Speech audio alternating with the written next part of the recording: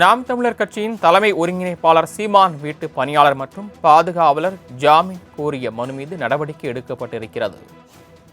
சீமான் பாதுகாவலர் ஜாமீன் வழக்கில் ஜாமீன் மனு மீது காவல்துறை பதிலளிக்க சென்னை உயர்நீதிமன்றம் உத்தரவு பிறப்பித்துள்ளது. நாம் தமிழர் கட்சியின் தலைமை ஒருங்கிணைப்பாளர் சீமான் வீட்டு பணியாளர் மற்றும் பாதுகாவலர் ஜாமீன் கோரி மனு தாக்கல் செய்திருந்த நிலையில் இது தொடர்பாக பதிலளிக்க சென்னை உயர்நீதிமன்றம் உத்தரவு பிறப்பித்துள்ளது. கூடுதல் விவரங்களை செய்தியாளர் கிருஷ்ணமூர்த்தி வழங்க கேட்கலாம். கிருஷ்ணமூர்த்தி, விவரங்கள். வணக்கம்.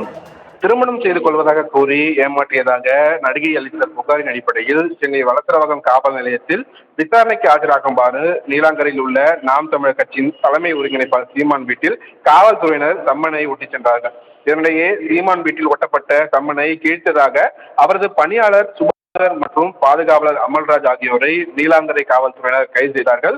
இந்த சம்பவம் தொடர்பாக ஆயுத தடுப்பு சட்டம் உட்பட 4 பிரிவுகளின் கீழ் அவர்கள் மீது வழக்கு பதிவு செய்யப்பட்டு அவர்கள் இருவருமே சிறையில் அடைக்கப்பட்டார்கள். இந்த நிலையில் செங்கல்பட்டு மாவட்ட முதன்மை அமர்வு நீதிமன்றத்தில் அமல்ராஜ் மற்றும் சுபாகர் ஆகிய இருவருமே ஜாமீன் கேட்டு தாக்கல் செய்த மனுவை தள்ளுபடி செய்து செங்கல்பட்டு நீதிமன்றம் ஏற்கனவே உத்தரவிட்டிருந்தது. இந்த நிலையில் இருவருமே தற்போது ஜாமீன் கோரி சென்னை உயர்நீதிமன்றத்தில் மனு தாக்கல் செய்திருக்கிறார்கள். அதில் அரசியல் நோக்கத்தில் தாங்கள் கைது செய்யப்பட்டுள்ளதாகவும் காவல்துறை கூறிய குற்றச்சாட்டு அனைத்துமே தவறானது என்றும் அவர்கள் தெரிவித்திருக்கிறார்கள்.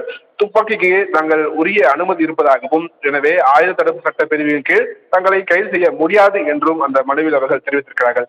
இந்த மனு நீதிபதி சுந்தர்மோகன் முன்பாக இன்று விசாரணையாக வந்த போது மனுவிற்கு பதிலளிக்க காவல்துறை தரப்பில் அவகாசமானது கேட்கப்பட்டது. ஆனால் மனுவுக்கு அவகாசம் கொடுக்கக்கூடாது என்று மனுதார் தரப்பில் கடுமையான ஆட்சேபங்களும் தெரிவிக்கப்பட்டது. இதையடுத்து காவல்துறை பதிலளிக்க உத்தரவிட்ட நீதிபதி வழக்கின் விசாரணையை மார்ச் 13ஆம் தேதிக்கு ஒத்திவைத்திருக்கிறார். சரவணன், தாங்கள் வழங்கிய தகவல்களுக்கு நன்றி கிருஷ்ணமூர்த்தி.